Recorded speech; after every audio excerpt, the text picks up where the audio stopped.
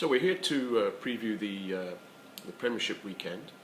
It's matches across 4 days, kicking off with a Friday night fixture at Villa Park as Aston Villa entertain Manchester United. Two teams that recorded 1-0 victories on the opening round of fixtures. Villa, has to be said, had an impressive away win at Bournemouth. Manchester United were victors over Spurs, a slightly stodgy performance, but 3 points nevertheless. This should be an interesting fixture. This is Sherwood's first full season, and he's had a full summer with his players. He's obviously lost Delph and Benteke, but they may have a new and improved battering ram in Gestetti, who came off the bench to score the winner last week.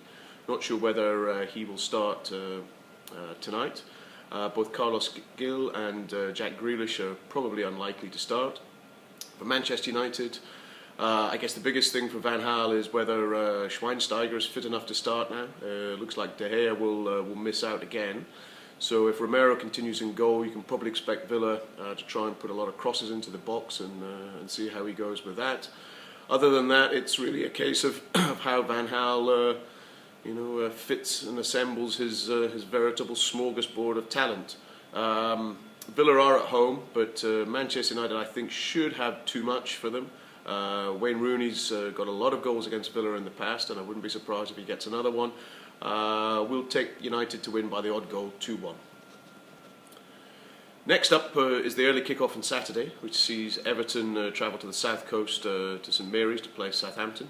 Two teams who both enjoyed 2-2 draws on the opening day, but very different ones in that Everton were 2-0 down at home to Watford, scrambled to a 2-2 draw.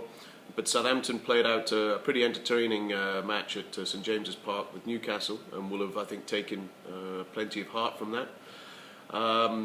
Koeman again, I think, has been pretty shrewd in the transfer market and has picked up Oriol Romeo from Chelsea for £5 million. I think he's a player that should fit into their system pretty well. Probably a player that didn't get enough of a chance at Chelsea. Admittedly, he did have a bad injury. For Everton, Kevin Morales is back in contention, but possibly not fit enough to start, but Leighton Baines will definitely miss out.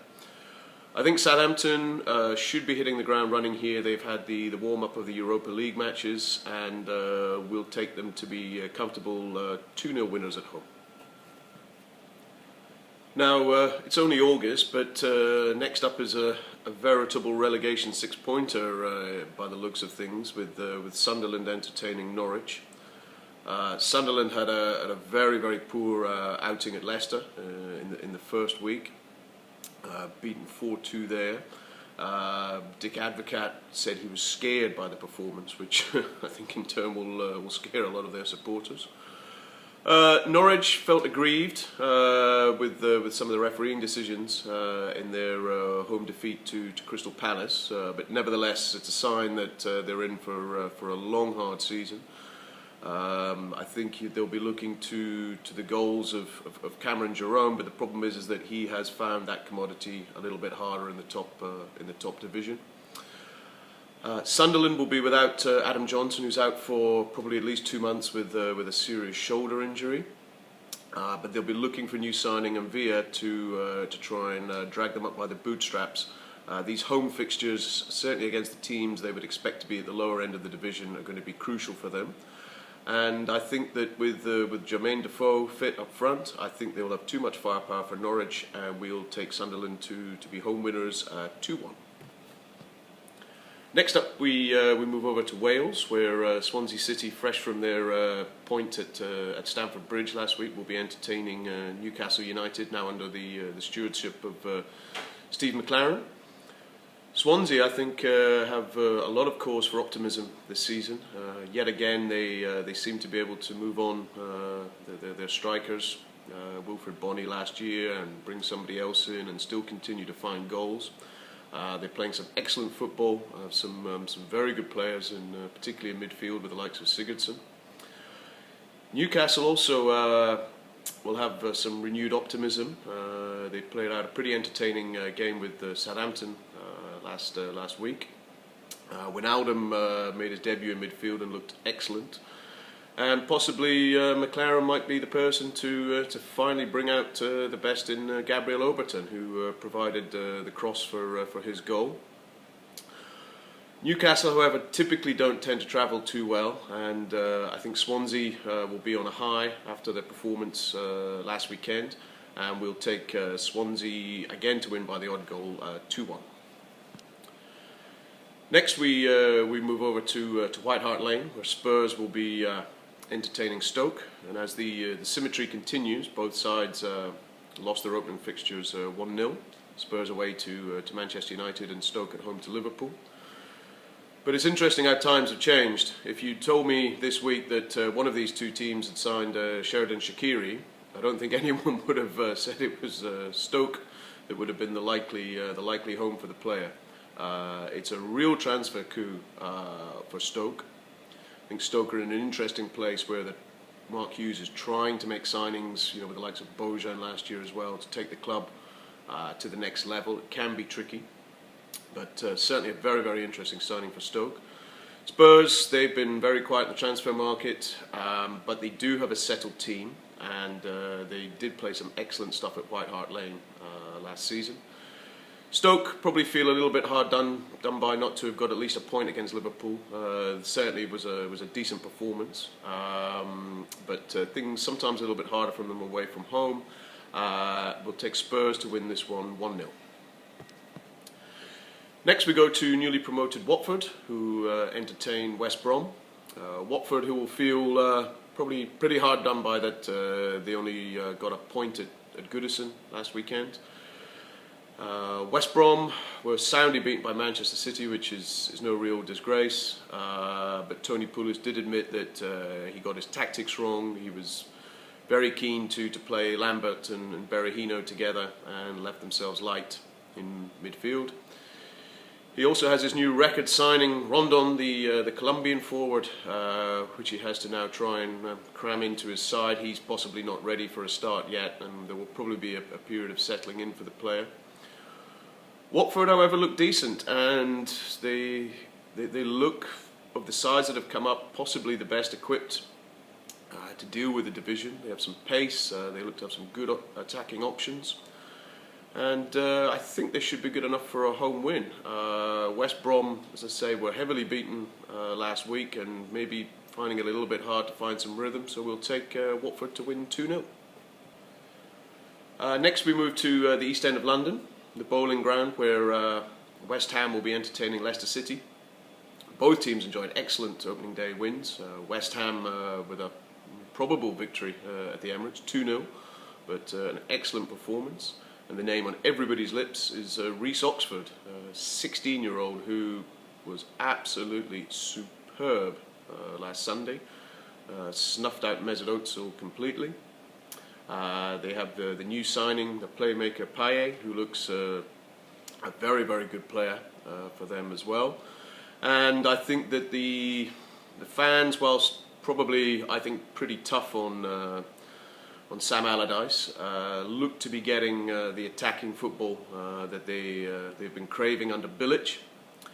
For Leicester, certainly some eyebrows were raised with the appointment of Claudio Ranieri. He doesn't really have the best reputation in this country, and obviously, things took a bit of a dent in that respect with his time in charge of the Greece national side.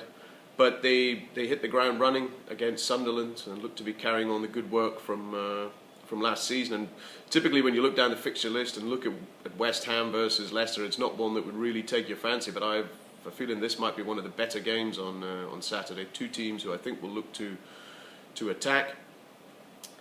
I think that home advantage probably should swing it West Ham's way, and we'll take them to win this 3-1.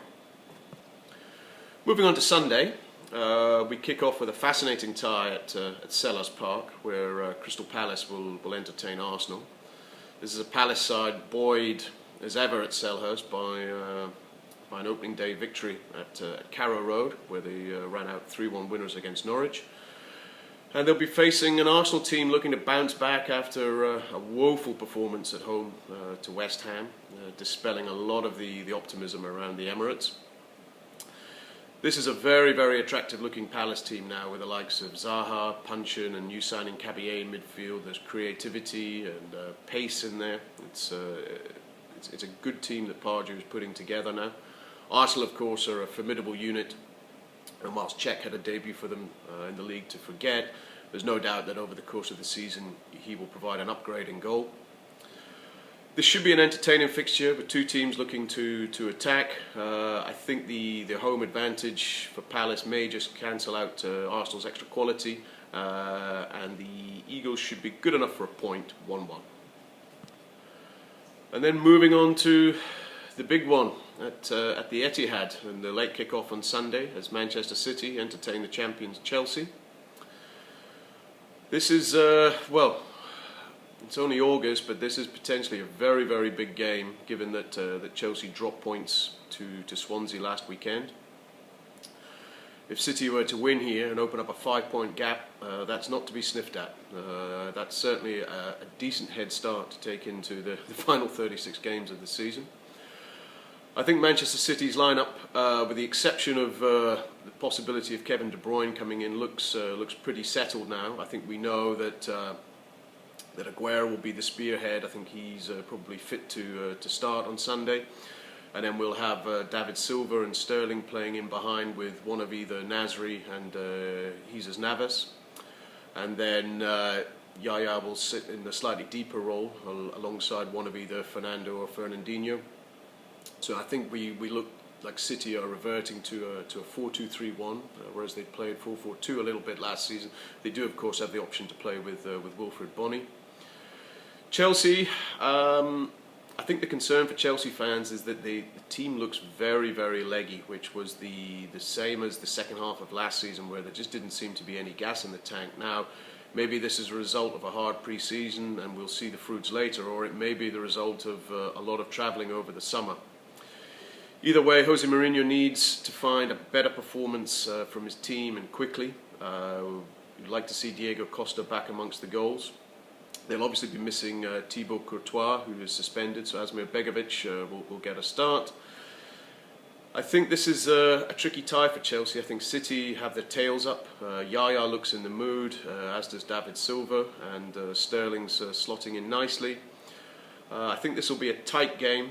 Chelsea will look to sit deep and frustrate, no doubt, but we'll take City to win this 1-0.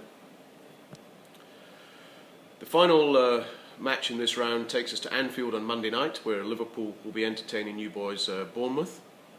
Liverpool, who exercised some demons by winning 1-0 at the Britannia last weekend. And Bournemouth had a disappointing opening day defeat to Aston Villa, which possibly shows some signs of a long, hard season to come. Liverpool's performance wasn't great, but Brendan Rodgers' sides tend to be about momentum. What we need to see from them is some improvement in the cohesion of their play. How, for instance, Benteke can fit in with the neat interplay of the likes of Coutinho and Firmino. And then, of course, there's the balance further back in midfield, where Henderson and Milner really are effectively the same player. Henderson was forced to sit in a much more holding role last weekend, which I'm not 100% sure really suits him. But we should expect Liverpool to improve. They do have some good players, as I say, with Firmino and Coutinho and the likes of Lallana. There is creativity in the side, and Benteke can certainly score goals. I think for Bournemouth, they're going to have to come there and try and defend and try and get something on the break. I think it's going to be a long, hard night for Bournemouth, and I think Liverpool will be comfortable winners. I take them to win 2-0. So that concludes the preview for the weekend. 4 days of football, some interesting games with the new boys already finding life hard, and Arsenal and Chelsea looking to recover from poor starts. We'll see how many of the results we got right.